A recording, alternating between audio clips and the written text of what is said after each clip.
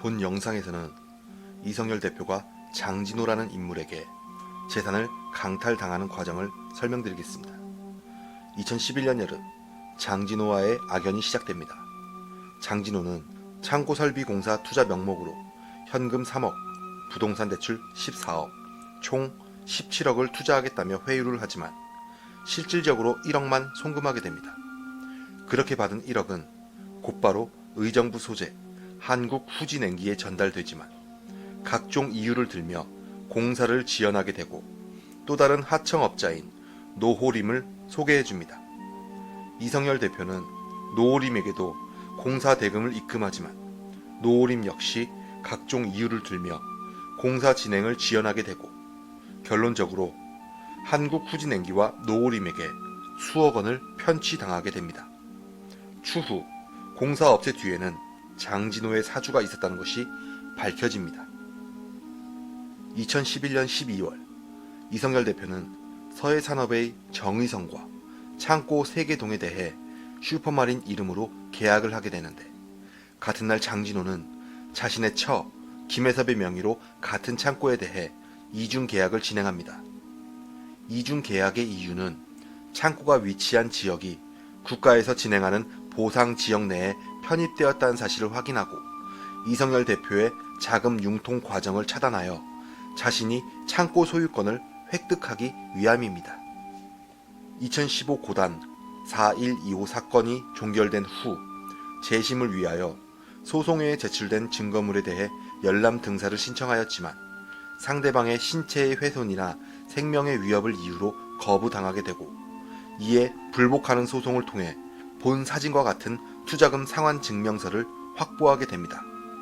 하지만 본 증명서는 정태명의 진술과 달리 창고 인수 목적 투자금이 아닌 자신들이 주고받은 생강 거래 대금이었습니다.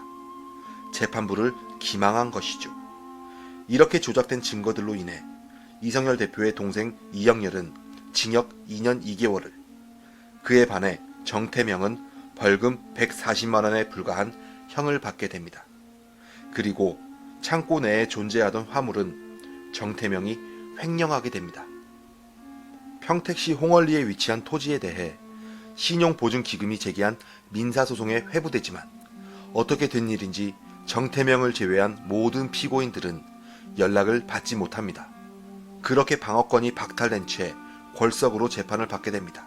즉 정태명을 제외하고는 재판 사실에 대해 알지 못했던 것입니다. 본 재판에서 장진호와 정태명은 위증을 공모하며 일부 승소를 받게 되었고 이성열 대표가 차용해준 금전은 장진호의 금전으로 둔갑된 채 토지의 소유권은 정태명에게 귀속되게 됩니다. 추후 2015 가합 251370, 2020 고합 29 사건에서 정태명과 장진호는 본 사건과 상반되는 진술을 확인할 수 있습니다. 여기서 그들의 결정적인 실수를 확인할 수 있습니다. 피고인 이영렬의 소재가 확인되지 않아 수치인 불명으로 공시송달을 하였는데 당시 이영렬은 억울하게 구속이 되어 있었습니다. 하지만 형사소송법 제76조 제4항에 의하면 구금된 피고인에게는 교도관에게 통지하여야 한다고 명시되어 있지만 이들은 형사소송법을 무시한 채 골석으로 재판을 진행하였고 이는 명백한 법률 위반임을 증명합니다. 본 사진은 이성열 대표가 2017년 5월 16일 15시경 평택 세관에서 조사를 받던 중 장진호로부터 전해받은 문자 메시지입니다. 마치 조사 내용을 모두 안다는 듯한 이 메시지는 추후 공소사실에 모두 반영이 됩니다. 공소사실이 확정되지 않았음에도 이미 공소사실을 확정지어버린 장진호의 문자 메시지, 체포 사유가 없었음에도 체포영장을 발부받아 구속수사를 시도하고 기소중지 처분을 합니다. 이로 인해 결국 이성열 대표는 무일푼이 되어 바닥으로 내몰리고 극단적인 선택까지도 시도하게 됩니다.